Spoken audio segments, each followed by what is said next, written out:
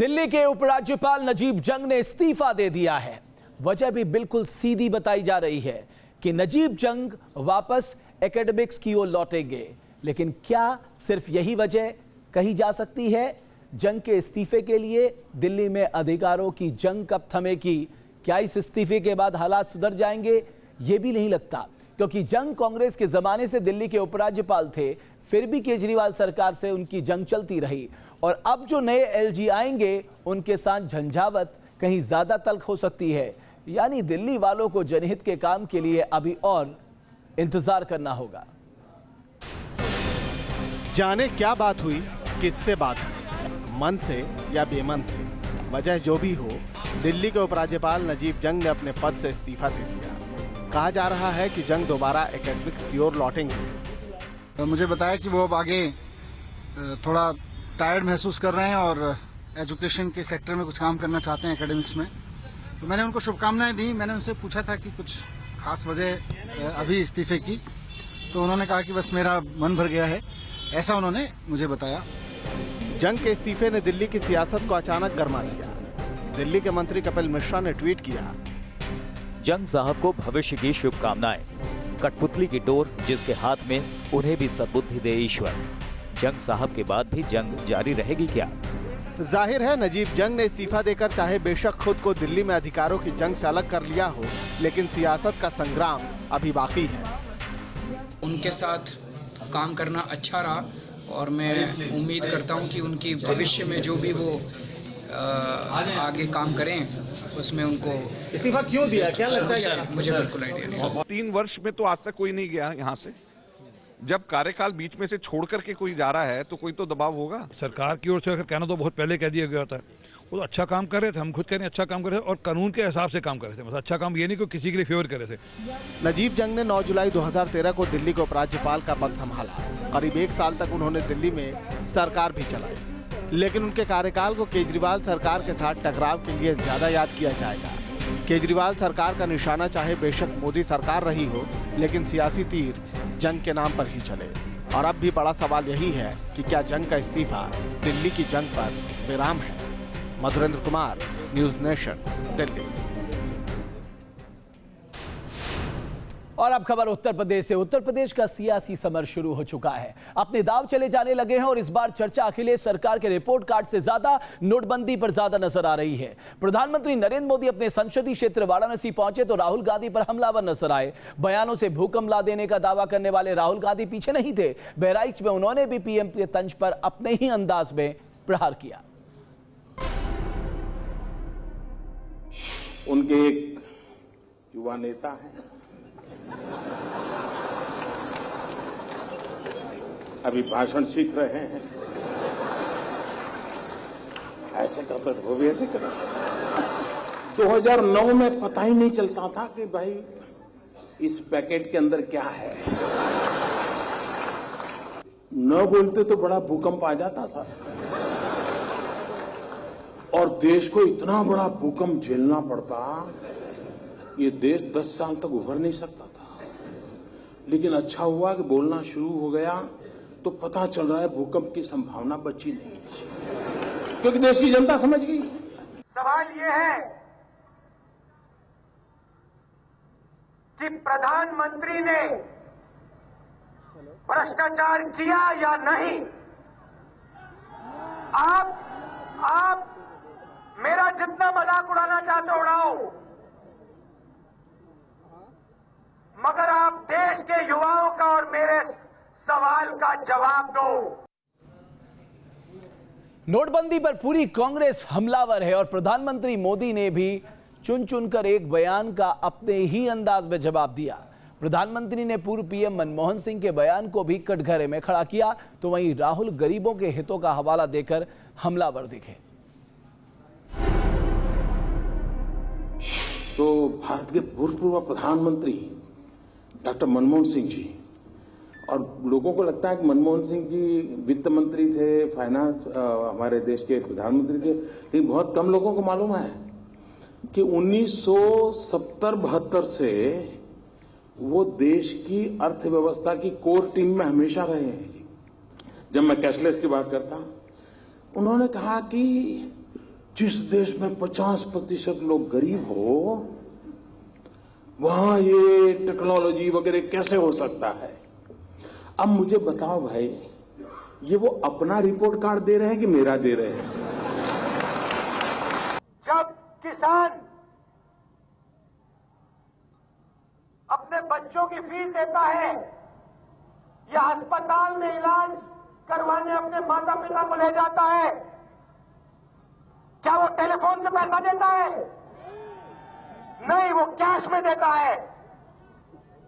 नरेंद्र मोदी जी, आपने किसान की कमाई को, उसके खून पसीने को जलाया। आपने उसके कैश पर आक्रमण करके उसे जबरदस्त चोट पहुंचाई। इधर पारसमल लोढ़ा का नाम आज से पहले कारोबारी जगत में एक बड़े बिजनेसमैन के तौर पर जाना जाता था, लेकिन नोटबंदी के बाद हवाला के काले कारोबार का आरोप लगा है। दिल्ली के साकेत कोर्ट में ईडी ने पड़ताल के लिए 14 दिन की कस्टडी मांगी है।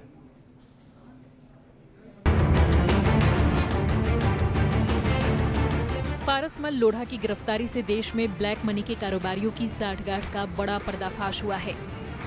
पारसमल लोढ़ा के कारनामों और गिरफ्तारी की कहानी के तार जुड़ते हैं दिल्ली, चेन्नई और बेंगलुरु में काले धन के खिलाफ हुई बड़ी कार्रवाइयों से। चेन्नई के कारोबारी शेखर रेड्डी के घर मिली करोड़ों की करेंसी, दिल्ली की बड़ी लॉ कंपनी के मालिक रोहित टंडन के दफ्तर से मिली करोड़ों की नकदी और कोलकाता के इस कारोबारी का रिश्ता सामने आया है। काले धन को सफेद करने के इस पूरे रैकेट को समझने के लिए पहले चलना पड़ेगा दक्षिण भारत। चेन्नई और बेंगलुरु में शेखर रेड्डी के ठिकानों पर छापेमारी में जांच एजेंसियों को करोड़ों की नकदी मिली थी। दिसंबर के दूसरे हफ्ते में इनकम टैक्स को अलग ठिकानों से 131 करोड़ के नोट मिले थे, जिनमें 34 करोड़ के नए नोट थे और 127 किलो सोना भी था। नकदी की जांच के करीब 2 हफ्ते बाद शेखर रेड्डी को गिरफ्तार कर लिया गया। शेखर रेड्डी केस की पड़ताल करते हुए जांच एजेंसियों को जो सुराग मिले उसके तार कहीं न कहीं कोलकाता से जुड़ रहे थे। दिल्ली के बड़े लॉ फर्म के मालिक रोहित टंडन के घर ईडी और इनकम टैक्स विभाग की पड़ताल में बड़ा खुलासा हुआ था। दिल्ली के ग्रेटर कैलाश वन इलाके में रोहित टंडन के दफ्तर से 13.5 करोड़ की नकदी एक मुश्त मिली थी। ये पैसे अलमीरा, सूटकेस और कार्टून में भरकर रखे हुए थे। इनमें से 2 करोड़ 60 लाख के नए नोट थे, साथ ही 100 के नोट के 3 करोड़ रुपए थे। ईडी ने कोलकाता के मशहूर व्यापारी पारसमल लोढ़ा को गिरफ्तार किया है। उनके ऊपर आरोप है कि पुरानी करेंसी को वो नई करेंसी में चेंज करा रहे थे।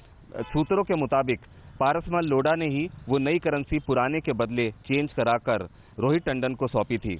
कोलकाता से लेकर दिल्ली तक और मुंबई से लेकर चेन्नई तक जांच एजेंसियों को लोढ़ा की तलाश थी, लेकिन इसी बीच पारसमल लोढ़ा मुंबई के छत्रपति शिवाजी टर्मिनस पर पाए गए। सूत्रों के मुताबिक पारसमल मुंबई एयरपोर्ट से विदेश भागने में कामयाब हो पाते, इससे पहले ही ईडी ने उन्हें पकड़ लिया। लोढ़ा को उस वक्त हिरासत में लिया गया जब वो मुंबई के अंतर्राष्ट्रीय हवाई अड्डे से विदेश भागने की कोशिश कर रहे थे और फिर जांच एजेंसियों ने उनसे पूछताछ की। बुधवार की रात गिरफ्तारी के बाद प्रवर्तन निदेशालय गुरुवार को पारसमल को दिल्ली ले आई। शुरुआती पड़ताल में आरोप लगा कि पारसमल लोढ़ा दिल्ली के वकील रोहित टंडन से लेकर शेखर रेड्डी तक के काले धन को सफेद करने के लिए काले कारोबार में जुटा हुआ था।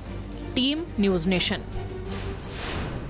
तो नोटबंदी के बाद काले धन को सफेद करने का यह खेल दिल्ली से कोलकाता तक और चेन्नई से बेंगलुरु तक जारी था। प्रवर्तन निदेशालय अब यह जांच कर रहा है कि इसकी जड़ें कितनी गहरी हैं। दिल्ली के साकेत कोर्ट में पारसमल लोढ़ा आज भले ही पेश किया गया हो, लेकिन काले धन के इस खेल का पर्दाफाश करने के लिए दिल्ली के इनकम टैक्स विभाग की एक टीम नोटबंदी से पहले ही एक्शन में आ चुकी थी। सूत्रों के मुताबिक करीब 3 महीने पहले इनकम टैक्स डिपार्टमेंट की इन्वेस्टिगेशन विंग के अधिकारियों ने दिल्ली के झंडेवालान में पारसमल लोढ़ा के ठिकानों पर छापेमारी की थी। उस समय दिल्ली से कोलकाता तक चली जांच में इनकम टैक्स डिपार्टमेंट को कई अहम दस्तावेज मिले थे। लगभग इस बीच पीएम मोदी ने नोटबंदी का ऐलान कर दिया। देश भर में पुराने नोटों के जमाखोर पकड़े जाने लगे। इस बीच पुराने नोटों को नई करेंसी से अदला बदली की कारगुजारियां शुरू हो गईं। तब एक बार फिर इनकम टैक्स ने पारसमल लोढ़ा पर नजर रखनी शुरू कर दी। नोटबंदी से करीब 2 महीने पहले भी चेन्नई में इनकम टैक्स डिपार्टमेंट की रेड पड़ी थी। तब तमिलनाडु के एक बड़े ब्यूरोक्रेट के ठिकानों पर पड़े इनकम टैक्स डिपार्टमेंट के छापे में कई अहम दस्तावेज मिले थे। इसके तार भी उस समय पारसमल लोढ़ा से जुड़ रहे थे। नोटबंदी के बाद देश में काले धन के कुबेरों पर जब सरकारी हंटर चलना शुरू हुआ तो बड़ी बरामदगी चेन्नई और बेंगलुरु से हुई। एक ओर देश की जनता एक एक नोट के लिए कतार में खड़ी थी और दूसरी ओर 100 करोड़ से ज्यादा की करेंसी एक बार में बरामद हो रही थी। तमिलनाडु और कर्नाटक में इनकम टैक्स और ईडी की इन बड़ी कार्रवाइयों की कामयाबी के पीछे यही राज था कि जांच एजेंसियों ने इसका होमवर्क नोटबंदी के पहले से शुरू कर दिया था। खासकर पारसमल लोढ़ा के मामले में जांच एजेंसियों की तफ्तीश में सुराग मिल रहे थे। कोलकाता के इस कारोबारी का नाम यूं तो रियल एस्टेट, माइनिंग और फाइनेंस की फील्ड के बिजनेसमैन की तरह लिया जाता है, लेकिन कानून के गलियारों तक भी इसकी काफी अंदर तक पैठ थी। आरोप है कि कानून की गद्दी तक अपनी पहुंच और रसूख का फायदा उठाते हुए पारसमल लोढ़ा ने काले धन को सफेद करने का खेल शुरू कर दिया था। आरोपों के मुताबिक इस खेल में लोढ़ा के साथ न सिर्फ हवाला कारोबारी थे, बल्कि सियासत से बिजनेस तक के बड़े बड़े सफेदपोश चेहरे भी शामिल थे। फिलहाल जांच एजेंसियां अब ये पता लगाने में जुटी हैं कि पारसमल लोढ़ा के कारनामे नोटबंदी के बाद ब्लैक मनी के खेल तक ही सीमित हैं या उनकी जड़ें भ्रष्टाचार के दूसरे तरीकों तक भी पहुंची हुई हैं। रुमानुल्लाह खान, न्यूज़ नेशन, दिल्ली। और आइए अब आपको बताते हैं कि मोबाइल फोन को कैसे आप इस्तेमाल करें और डिजिटल चोरी से आप बचा सकते हैं अपने आप को।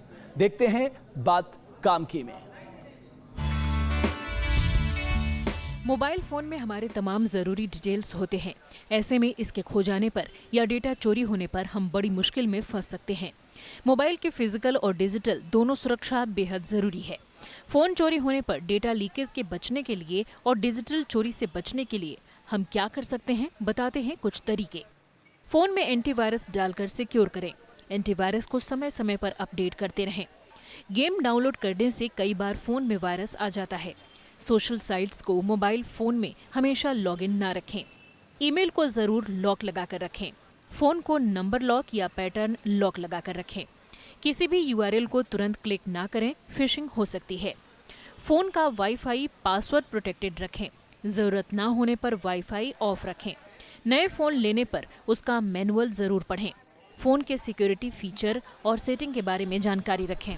फोन को हमेशा अपडेट करते रहें। IAMI नंबर कहीं लिख कर रखें। फोन खोने पर ट्रेस करने में मदद करेगा। फोन चोरी होने पर सिम ब्लॉक करवाएं और पुलिस कंप्लेन भी करें, वरना data, credential, bank details, password का दुरुपयोग हो सकता है। हमेशा फोन का बैकअप लेते रहें। फोन बेचने से पहले सारा डेटा हटा दें। खबर दिल्ली से। राजधानी दिल्ली में एक शख्स की बेरहमी से हत्या कर दी गई। बदमाशों ने पहले हथौड़े से कार का शीशा तोड़ा, फिर गोली मारकर फरार हो गए। एक शख्स के साथ जुल्म और सितम की हदें पार कर दी गईं। कई घंटों तक जिंदगी और मौत से लड़ने के बाद इस शख्स ने दम तोड़ दिया। वारदात राजधानी के महरौली इलाके की है। कत्ल की सनसनीखेज वारदात सीसीटीवी कैमरे में कैद हो गई। राजपुर एक्सटेंशन इलाके में रहने वाले बृजभूषण बुधवार की रात वैगनार कार से जा रहे थे। तभी सेंट्रो कार से आए बदमाशों ने उनकी कार के सामने गाड़ी लगाकर रास्ता रोक लिया। मौके पर पहले से ही दो बदमाश पैदल रेकी कर रहे थे। तभी एक बदमाश हथौड़े से बृजभूषण की कार का शीशा तोड़ने लगा। शीशा तोड़ने के बाद शख्स पर चाकू से वार किया जाता है। इस दौरान एक और बदमाश दूसरी साइड से कार में घुस जाता है। इस बीच बगल में खड़ी कार में बैठे तीसरे बदमाश ने पिस्तौल से 2 बार बृजभूषण को गोली मार दी, लेकिन इतने पर ही बदमाशों का कलेजा नहीं पसीजा। जान बचाने की जद्दोजहद कर रहे बृजभूषण का बदमाशों ने पैर तोड़ने की कोशिश की। देखिए किस तरह एक बदमाश कार के गेट से उनका पैर तोड़ने की कोशिश कर रहा है। इसके बाद एक एक कर चारों बदमाश कार से निकलकर फरार हो गए। बुरी तरह घायल बृजभूषण कार से बाहर निकलते हैं, लेकिन लड़खड़ा कर गिर जाते हैं।